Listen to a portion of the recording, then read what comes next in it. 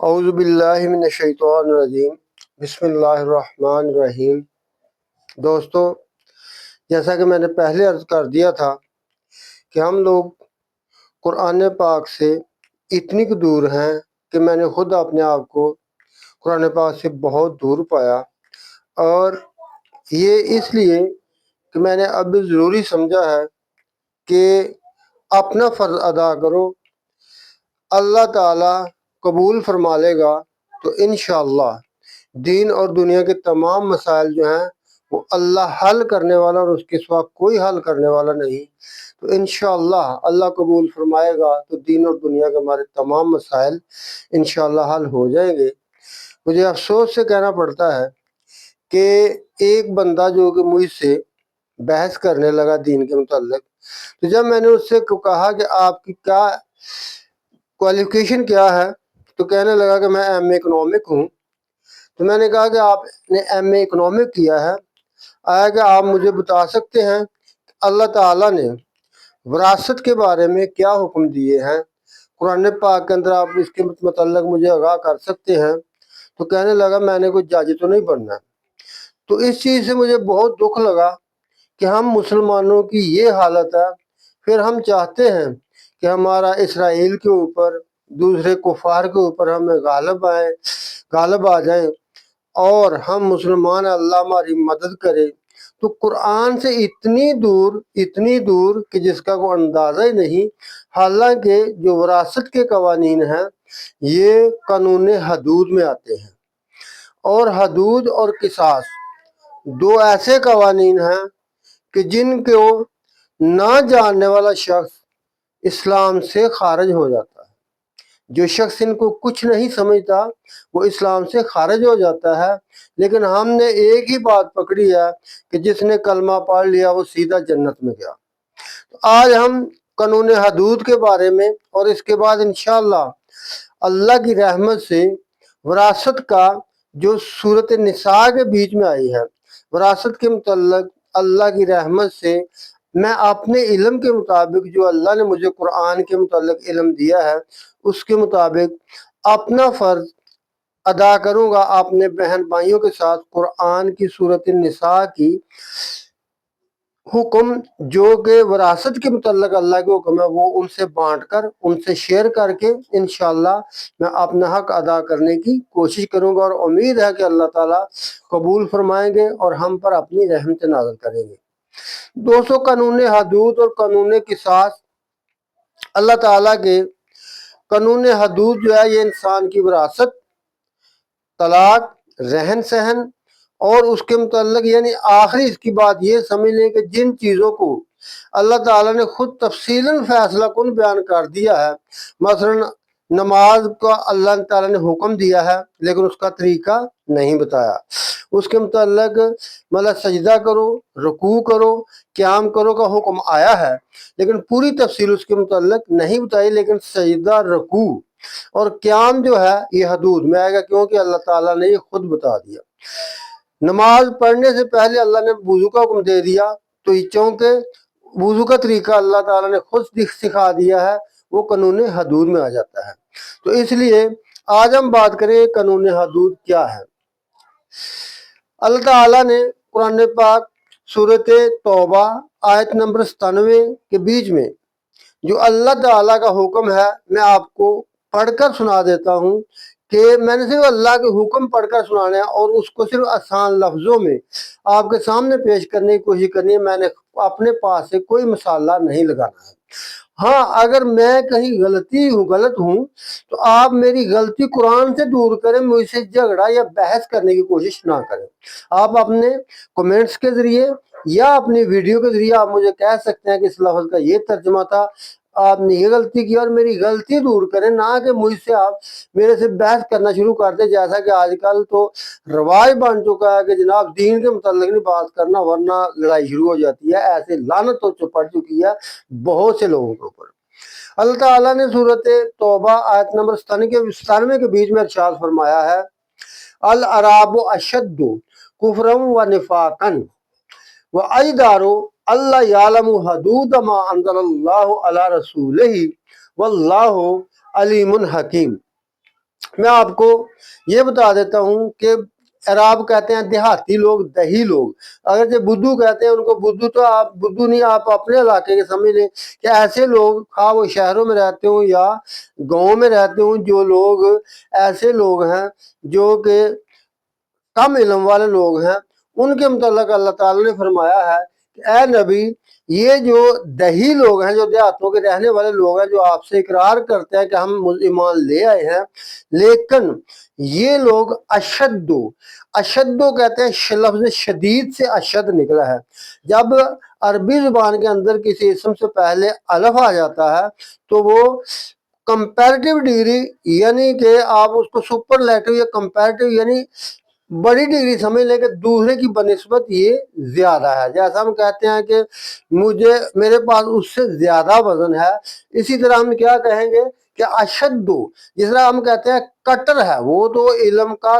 کٹر عالم ہے، وہ تو فلانی چیز میں کٹر ہے۔ اسی طرح اشدو عربی زبان میں لفظ استعمال کیا جاتا ہے۔ تو اللہ تعالیٰ نے یہاں ارشاد فرمایا اشد کفرا و نفاقا، اے نبی، جو دیہاتی لوگ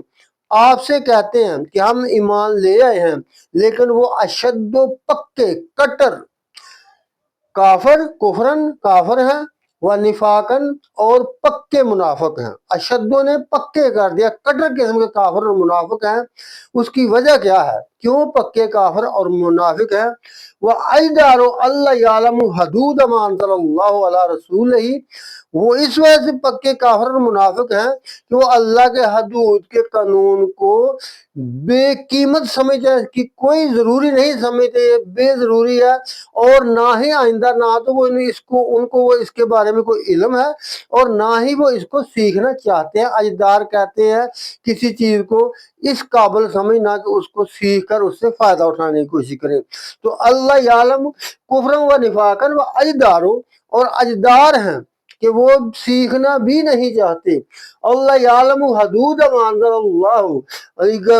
یعلم کہ وہ جاننا ہی نہیں چاہتے اس حدود کے قانون کو جو اللہ تعالیٰ نے اپنے رسول صلی اللہ علیہ وآلہ وسلم پر نازل کیا ہے۔ واللہ علیم حکیم، اور اللہ تعالیٰ جاننے والا ہے، علم والا، اس کو پتہ ہے کہ کون سا شخص ہے جو دل سے قانون حدود کو مانتا ہے اور اس کو سیکھنا چاہتا ہے، اور وہ کون سا شخص ہے جو نہیں جاننا چاہتا۔ واللہ علیم حکیم، اللہ حکمت والا ہے، حکیم ہے، کہ اگر نہ جاننے والوں کو، نہ ماننے والوں کو وقتی طور پر سزا نہیں ہو رہی، تو اس کا مطلب یہ نہ سمجھے کہ وہ اللہ کے قانون سے بچ گیا، اللہ کی سزا سے بچ گیا، اس میں اللہ کی حکمت ہے۔ اس لیے دوستو ہمیں یہ سمجھ لینا چاہیے کہ قانون حدود جو ہے اس کو سمجھنا ہم پر لازم ہے۔ اللہ تعالیٰ نے قرآن پاک کے بیچ میں ہی اس کے بارے میں سخت قسم کے حکم فرمائے ہیں، اور اس کے متعلق قانون حدود کے متعلق اللہ تعالیٰ فرماتے ہیں وَمَن يَتَعَدَّ حُدُودَ اللَّهِ فَقَدْ ظَلَمَ نَفْسَهُ، جو شخص اللہ کے حدود کے قوانین کو نہیں مانتا، ان کو توڑتا ہے یا ان کی پرواہ نہیں کرتا، اور نہ ہی وہ ان کو سیکھتا ہے، وہ یہ مت سمجھے کہ وہ اللہ کے عذاب سے بچ گیا، اس نے اپنی جان کے اوپر بہت بڑا ظلم کیا۔ فقط ظلم نفسہ، یقیناً اس نے اپنے آپ پر بہت بڑا ظلم کیا ہے، وہ ظالم ہے اپنی ذات کے لیے، اور وہ معاشرے میں بھی بڑا ظالم ہے۔ تو اس لیے فقط ظلم نفسہ ومن یتق اللہ، اور جو شخص اللہ سے ڈرے گا، یجعل لہ امرہ یسرا، تو اللہ تعالیٰ جو اللہ کے حکم، جو اللہ سے ڈرے گا اور اس کے حکموں کی پابندی کرے گا، اللہ اس کے کاموں میں خود بخود آسانیاں پیدا کر دے گا، تو اس کے کام آسان کر دے گا اس کے لیے۔ اس لیے میں آپ سے گزارش کرتا ہوں کہ آؤ ہم اللہ کے قانون حدود کو سیکھیں، اور اس کے بیچ اس پہ عمل کریں، اور عمل جب ہم کریں گے تو اللہ ہمارے ہر کام میں آسانیاں پیدا کر دے گا۔ اسی طرح اللہ تعالیٰ نے سورۃ نساء آیت نمبر 13 کے بیچ میں اللہ تعالیٰ نے واضح فرما دیا، جیسا کہ ہمارے لوگ کہتے ہیں کہ جی جس نے کلمہ پڑھ لیا وہ سیدھا جنت میں جائے گا۔ ابھی جنت سننا ہے کہ جنت کس کو ملے گی، میں اس کے بعد انشاءاللہ یہ صرف آپ کو قانون حدود کی اہمیت بتا رہا ہوں کہ قرآن کے بیچ میں قانون حدود کے متعلق کیا احکام ہے۔ اس کے بعد بہت سے احکام ہیں، لیکن میں آپ کو چھوٹا سا مختصر سے بتا رہا ہوں۔ اس کے بعد انشاءاللہ میں آپ کو وراثت کے قانون کے بارے میں ضرور بتاؤں گا، کیونکہ روزانہ ہی دیکھو لڑائی ہو رہی ہوتی ہے جی، بہن اور بھائی آپس میں لڑ رہے ہوتے ہیں، جدھر ندھر کیا تقسیم ہو رہی ہے، وراثت ان کی زمین تقسیم ہو رہی ہے، ان کی جائیداد تقسیم ہو رہی ہے، بس یہ لڑائیاں لگی ہیں، یہ ہے وہ۔ تو یہ میں آپ کو اس لیے عرض کرنا چاہتا ہوں کہ اس وقت ہمارے لیے بہت ضروری ہو چکا ہے کہ ہم ان چیزوں کو سیکھیں۔ سورۃ النساء آیت نمبر 13 کے بیچ میں اللہ تعالیٰ نے قانون حدود کے متعلق فرمایا، تلک حدود اللہ ومن یطع اللہ ورسولہ، وہ جو الحدود حدیں ہیں، جو حدود کا قانون ہے، جو شخص بھی اللہ اور اس کے رسول کی فرما برداری کرے گا، رسولہ یدخلہ جنت تجری، اس کو اللہ جنت میں داخل کرے گا۔ صرف کلمہ پڑھ لینے سے نہیں، اللہ کے قوانین ہیں، آفاقی قوانین ہیں، یہ کبھی ختم نہ ہونے والے ہیں، یہ اللہ نے کروا کے چھوڑنے ہیں۔ موت کے بعد کریں گے، لیکن اس وقت اللہ ہم سے قبول نہیں کرے گا۔ تو اللہ تعالیٰ نے فرمایا، تلک حدود اللہ ومن یطع اللہ ورسولہ، جو اللہ کے حدود کے قانون ہیں، جو بھی شخص ان کے متعلق اللہ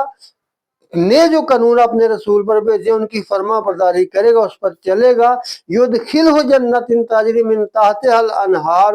اللہ اس کو ان جنتوں کے بیچ میں داخل کرے گا جن کے بیچ میں نہریں بہہ رہی ہیں، خالدین فیہا، وہ ہمیشہ اس میں رہیں گے، وہ ہمیشہ اس میں رہیں گے۔ ذالک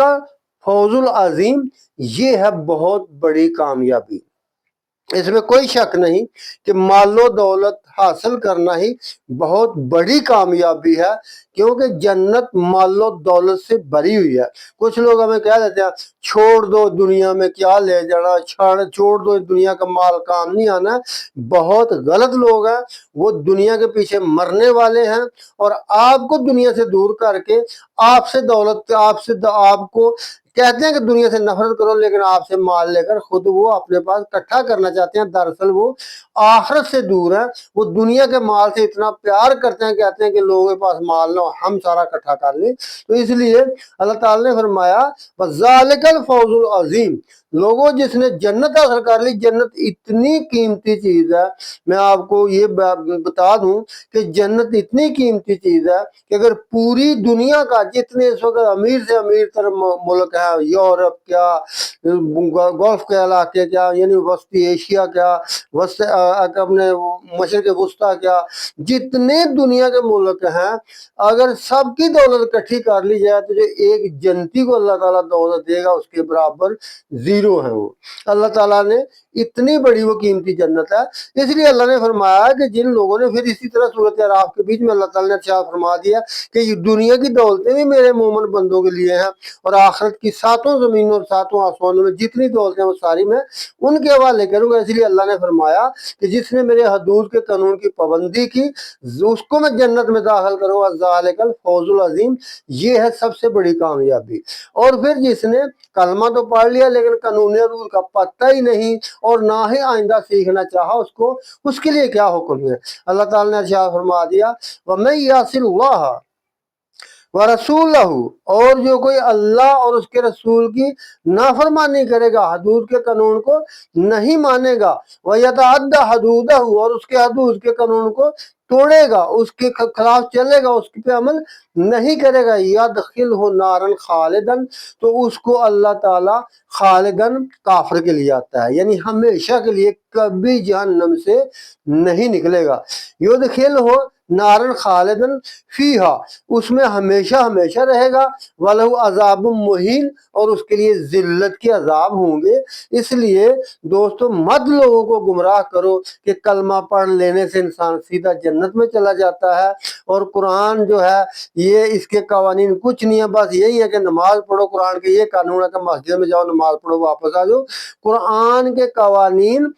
तमाम अदालतों में, सियासत में, सकाफत में, हर चीज में कुरान के कवानीन। घर रहने में, बच्चों ने घर में कैसे रहना है, मियाँ बीवी ने कैसे रहना है, माँ बाप के साथ कैसे हमने रहना है, रिश्तेदारों के साथ हमने कैसे, ये तमाम कवानीन कुरान में हैं। और अक्सर जो घरेलू कवानीन है ये हदूद में आते हैं, तो इसलिए हमें इनके बारे में सीखना चाहिए। अल्लाह ताला मुझे और आपको अहकाम कुरान के अहकामात पर अमल करने की तौफीक अता फरमाए। मैं इंशाअल्लाह अपने व्यूअर्स को ये खुशखबरी देता हूँ कि मैं आपको इंशाअल्लाह एक एक करके जो विरासत के कानून है, किस तरह विरासत तकसीम करनी है, इंशाअल्लाह कुरान की जितनी मुझे आता है आसान से आसान जुबान में समझाऊंगा। अल्लाह ताला मुझे और आपको कुरान समझ और उस पर अमल करने की तौफीक अता फरमाए। वमा अलैना इल्लल बलागुल मुबीन।